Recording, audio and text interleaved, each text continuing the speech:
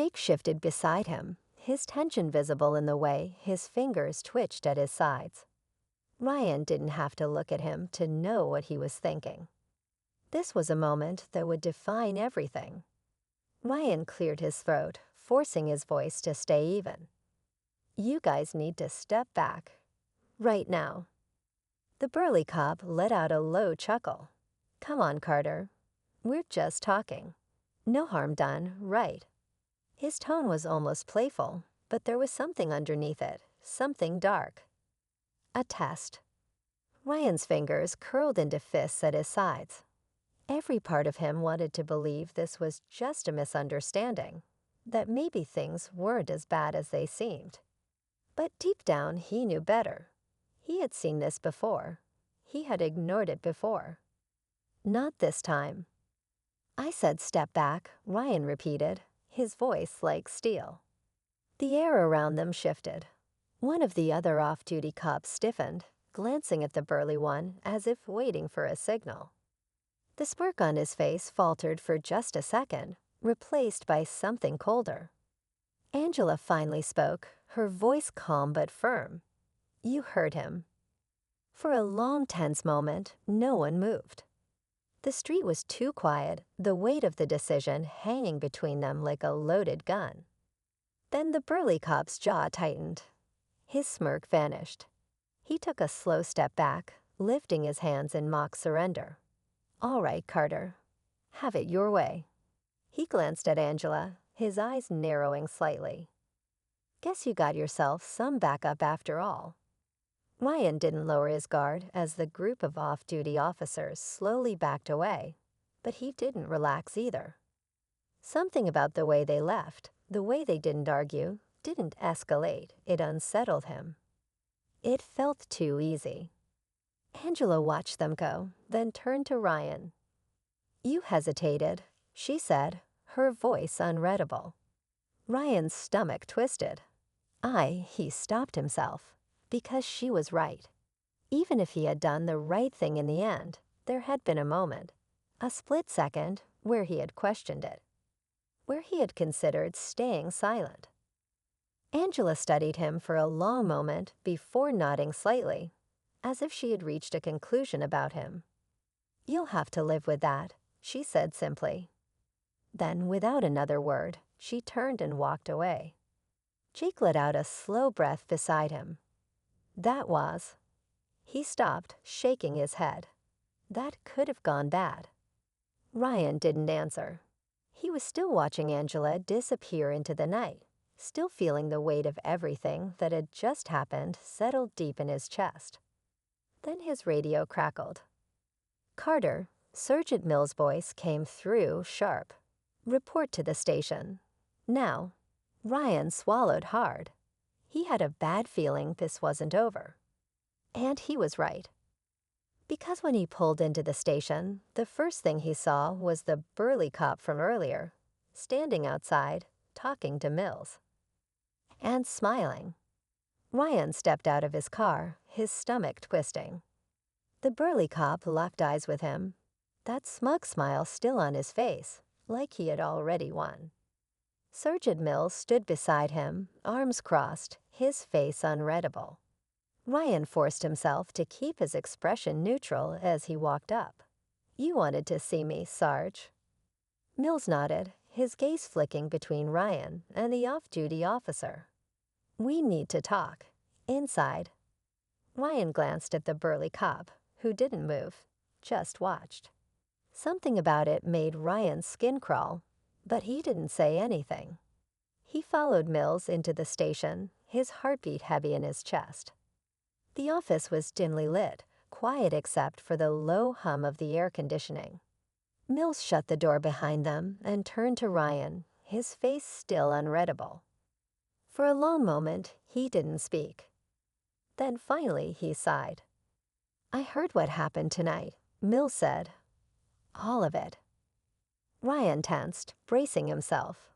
"I did what I thought was right." Mills nodded slowly. "I know." He studied Ryan carefully, as if weighing his next words. "That officer you ran into. He's been here a long time. knows a lot of people. Ryan's jaw tightened. Is that supposed to mean something? Mills leaned back against the desk. It means you just made an enemy. Ryan exhaled slowly. He had known that the second he told those guys to back off. He had felt it in the way they had looked at him. But hearing it said out loud made it real in a way that felt heavier. Mills watched him for a beat, then said, "But you also did something not a lot of people have the guts to do." Ryan frowned. "And what's that?" Ryan's jaw tightened. He had patrolled this neighborhood countless times. How had he never seen her before? Was he really that unaware, or had he just never noticed? His mind raced, trying to make sense of it. But the more he thought, the more uneasy he felt. "Funny," he muttered, almost to himself. "Never seen you around." Angela raised an eyebrow. "I travel a lot. Deployments, training missions, briefings. But every time I come back, this is home." She glanced around at the neighbors still watching.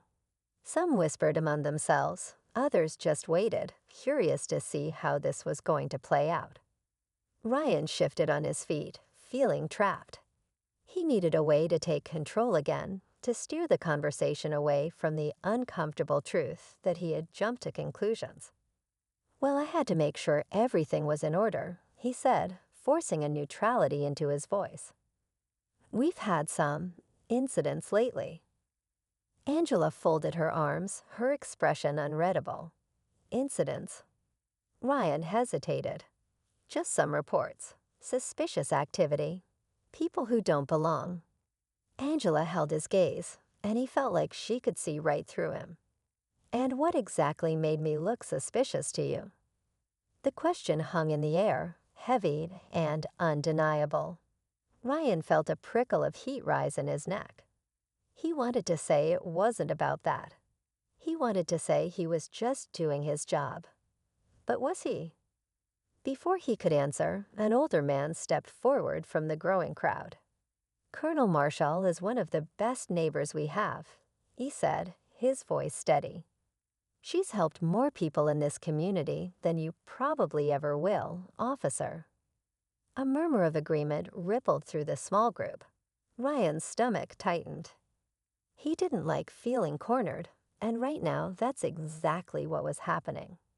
He had expected this to be a routine stop, an easy interaction. Instead, it was turning into something he hadn't prepared for. Angela tilted her head slightly, waiting for him to respond. But Ryan didn't know what to say. He felt an unfamiliar tension creeping into his chest, something that wasn't just frustration or defensiveness. It was something much deeper, something uncomfortable. He glanced back at Angela, who was still standing there, still calm, still watching him. "Officer Carter," she said, her voice measured. "I faced tougher battles than this. But I've also learned that the hardest fight isn't always the one on the battlefield. Sometimes it's the one inside ourselves." Ryan swallowed hard. He knew she wasn't just talking about the situation in front of them. She was talking about something bigger, something that made his pulse quicken. But he wasn't ready to face that just yet. Not here. Not now. Ryan shifted on his feet, his pulse still racing from the weight of Angela's words. He had faced tense situations before. Domestic disputes, high-speed chases, even the occasional armed suspect. But this was different. This wasn't about crime or safety.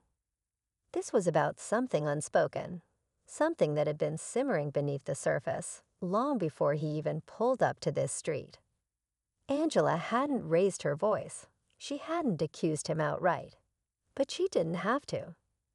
The truth sat between them, thick in the air, unspoken but undeniable.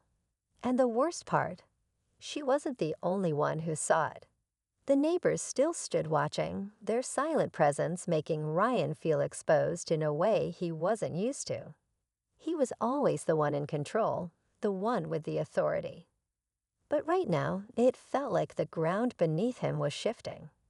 Angela finally exhaled, breaking the silence. "I get it," she said, her voice softer now, almost understanding. "You've got a job to do. You see something that looks off, you investigate. That's what you're trained to do." She paused, studying his face. "But maybe it's time to ask yourself why I look suspicious to you in the first place." Ryan's jaw clenched. He wanted to argue, to push back, to find some way to prove that this wasn't about that. But the words wouldn't come, because deep down, in a place he didn't want to acknowledge, he knew the answer. Before he could respond, the radio on his shoulder crackled to life. "Carter, you good. You've been at that stop a while." Ryan instinctively reached up, pressing the button. "Yeah, I'm fine," he said quickly. "Just wrapping up." But even as he said it, he wasn't sure if that was true. Angela gave him a long, steady look before glancing at the neighbors. A few of them exchanged quiet words, shaking their heads. Some started to disperse, but others stayed, still watching. The tension wasn't just between her and Ryan anymore. It was in the entire street. From the corner of his eye, Ryan noticed a younger officer standing near the patrol car, watching him carefully. Officer Jake Reynolds. Fresh out of the academy, the sun was just starting to set over the quiet suburban street, casting long shadows across the pavement. It should have been just another peaceful evening, but for Officer Ryan Carter, it was anything but. Sitting in his patrol car, he drummed his fingers against the steering wheel, eyes scanning the road for anything, or anyone, out of place. That's when he saw her. A black woman, dressed sharply in a neatly pressed uniform, walking toward her car. His jaw tightened. Something about her presence, her confidence, made him uneasy. He didn't recognize her, and in his mind, that was reason enough to investigate. Flipping on his lights, he pulled up beside her, stepping out with a forced authority.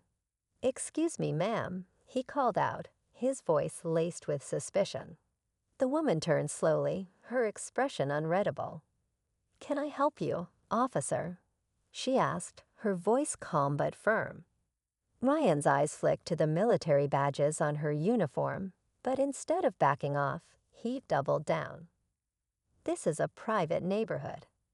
Mind telling me what you're doing here?" he asked, his tone sharper than necessary. He didn't care that she looked professional. He didn't care that she wasn't doing anything wrong. All he saw was someone who, in his mind, didn't belong. The woman took a slow breath, choosing her words carefully. "I live here," she said simply, but Ryan wasn't convinced. "I'm going to need to see some ID," he demanded, hand resting lightly on his holster. For a moment, there was silence. A tense electric stillness that made the air feel heavier. Then finally, she reached into her pocket and pulled out her identification, handing it over without breaking eye contact. As Ryan glanced at the card, the color drained from his face. "Colonel Angela Marshall, United States Army." His throat went dry. He had expected her to be anyone but that. The weight of his assumption hit him like a ton of bricks, but instead of admitting his mistake, his pride forced him to hold his ground. "What's your business here?" he pressed, grasping at straws. Angela's lips curled into a knowing smile. She had seen this type before. Men who let their authority blur the lines of right and wrong. But she wasn't angry, she was patient. She had spent her career leading soldiers, making decisions in the most intense situations imaginable. She knew fear when she saw it, and right now, this officer wasn't driven by duty. He was driven by something far more fragile, his own insecurity. With a measured step forward, she looked him straight in the eye. "Officer, do you always question decorated military officers in their own neighborhood? Or is there something specific about me that's making you uncomfortable?" Her voice was smooth, unwavering. Ryan swallowed hard, but before he could answer, something shifted in the air. A few neighbors had come outside, drawn by the flashing lights and tension. People were watching now. Whispers spread. The tables were turning, and Ryan felt it. He opened his mouth, searching for the right words, but nothing came out. And then Angela did something that caught him completely off guard. She extended her hand. "Since we're already here," she said with a slight smirk, "why don't we start over?" Ryan hesitated. His own biases, his own stubbornness, were screaming at him to walk away, to find a way to regain control of the situation. But as he looked at her, this woman who had served her country, who had faced battles he could never understand, he realized he was the one out of line. The question was, would he admit it? Ryan stared at Angela's outstretched hand, his fingers twitching slightly. He wasn't sure what to do. His training told him to stay in control, to never show weakness. But something about the way she carried herself made him feel like he was already losing ground. The weight of the stares from the gathering neighbors pressed on him. This wasn't the quiet, controlled situation he had expected. This was something else entirely. Angela didn't drop her hand, didn't let the moment slip away. She just stood there, calm and patient, as if she already knew what he was going to do. But inside, she was watching him closely, reading every hesitation, every flicker of doubt in his expression. She had spent years in the military learning how to assess people in high-pressure situations. And right now, she saw a man struggling with something much deeper than just a simple traffic stop. Finally, Ryan let out a breath he didn't realize he'd been holding. His hand hovered for a moment before he shook hers, quick and firm. The contact was brief, but it felt like a shift. A moment of uncertainty breaking through his hardened stance. "So, Colonel Marshall," he said, clearing his throat, trying to regain some sense of authority. "You said you live here." Angela nodded slowly, watching him. "I did, for the past 5 years." Mills gave him a small, knowing nod. "You stood on the right side." Ryan wasn't sure if that made him feel better or worse. The next few days were tense. Whispers followed him through the station. A few officers kept their distance, some gave him looks, and some didn't acknowledge him at all. He knew the burly cop and his friends wouldn't forget what had happened. But he also knew one other thing.